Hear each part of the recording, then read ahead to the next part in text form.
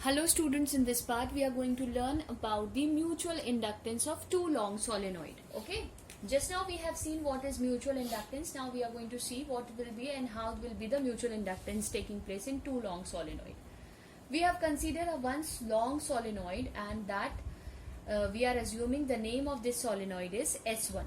Okay, and this is the solenoid, right, which have the length, we called L. This solenoid have the radius which we called R1, right? Now I am considering the another solenoid which is wrapped over it, or we can say the bound over it. Another solenoid which is bound over it, and the name of this solenoid is S2, okay, and it has the same length L, and it has the radius which we called R2. Now understand, we have considered some things. What we have considered? We have considered, let the solenoid names be S1 and S2. Let the radius will be R1 and R2. This will be the radius of the solenoid. The length of the solenoid for both the case will be L. Understand, here we consider the current I2. We have considered that the current I2 flows through a solenoid S2. When current I2 flows through the solenoid S2, because of the current in this, what will happen?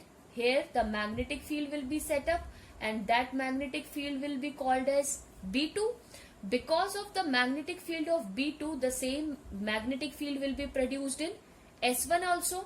Now, when the current I2 get changed, when I2 get vary, not change, I can say when I2 get vary, what will happen? The flux which is linked with coil 1, किसके कारण है? क्योंकि इसमें जब current change होगा तब भी तो फ्लक्स इसमें चेंज होगा, right? When the I2 get vary, the flux linked with coil S2 changes.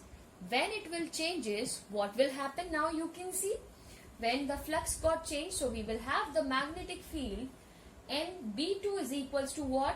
That is mu naught N2 I2. This will be my B2 value. Magnetic field will be what? Mu naught N2 I2, right? Where N2 is what? That is number of turns per unit length. So how many turns we have in N? We consider that it will, as it is second coil, so we are saying N2 upon L. Okay. Now, total magnetic flux we have to find it out. So we are going to find out the total magnetic flux linked with the coil. This is the magnetic field we have found. Now we have to find out the total magnetic flux which is linked with the coil S1. How you will find out? See, phi 1 will be what? Flux इसमें क्यों produce हो रहा है? Because of the magnetic field B2, right? And what is the formula of this is?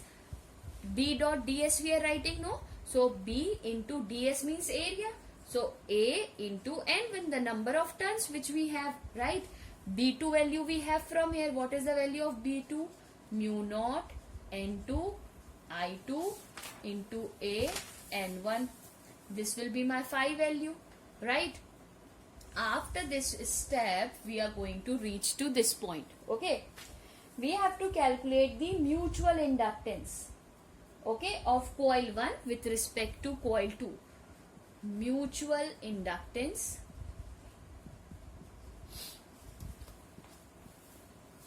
of coil 1 with respect to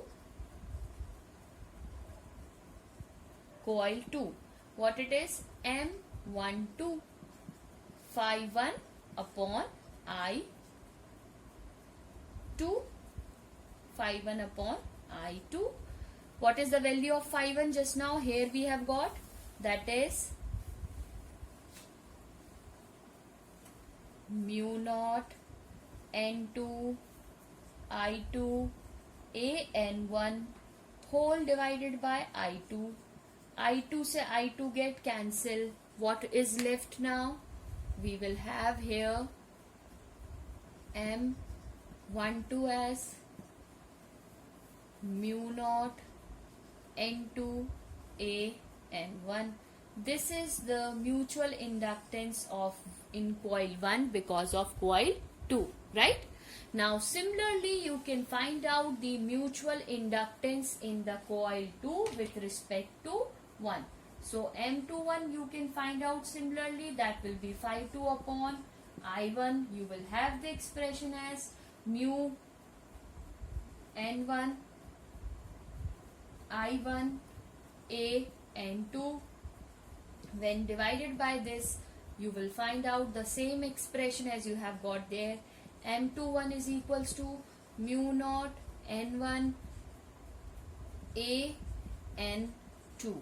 Why it is so? Because this will get cancelled, so this will be the mutual inductance expression for this terms. Okay, so this way you can calculate the mutual inductance.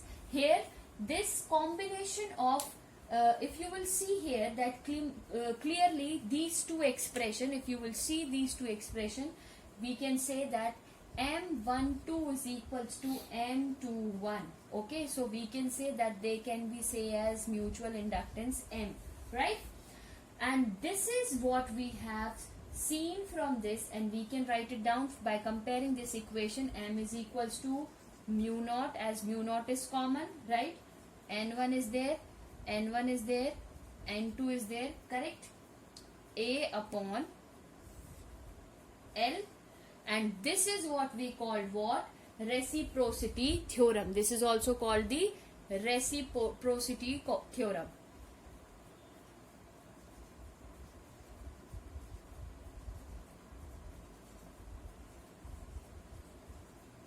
Reciprocity theorem. What is that?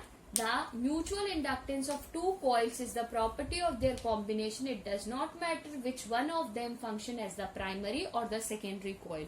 Means what? ये matter नहीं करता that we are finding out the mutual inductance of one this coil S2 because of S1 or S1 because of S2, and this is what we call the reciprocity theorem. Okay, so this is what we have discussed about the mutual inductance. Now on what factors it depends? So it depends on the number of turns, area of cross section, relative separation and relative orientation of the two coils. Means it is very important that which way we have keep the two coils, and the second one is the permeability of the core material, and we have discussed all the things, right?